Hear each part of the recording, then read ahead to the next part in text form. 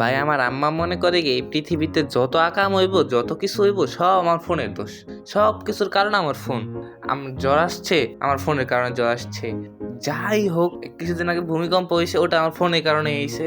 যাই হয় সব আমার ফোনের কারণে হয়েছে। এটা আমার আম্মা অনেক আগে থেকে মনে করে রাখে। আর আমার আম্মা তো এটাও কয় যে আমার বাসায় যদি এক্সট্রা ফোন না থাকতো তাহলে আমি এখনো তোরে ফোন দিতাম না। আর তার মধ্যেও ভাই এখনকার জেনারেশন পোলাপান ফোন ছাড়া খাইতেই চায় না। আমাকে সময় যদি আমরা কইতাম আম্মা খান না, সে সময় ইচ্ছা মতো কেলানি দিত।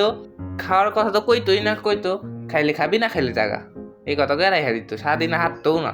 বর্তমানে তো ছেলেদের ফোন ছাড়া খাওয়াই হয় না, ওদের সামনে ফোন না দিলে ওরা খাইতেই চায় না।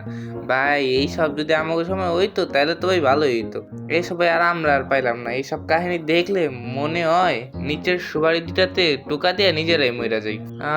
তোমাদেরও যদি ফোনের কারণে এত প্যারা খাইতে হয় তাহলে তুমি আমারে কমেন্টে জানাও। আর আমার ভিডিও যদি ভালো লাগে একটা লাইক মারো।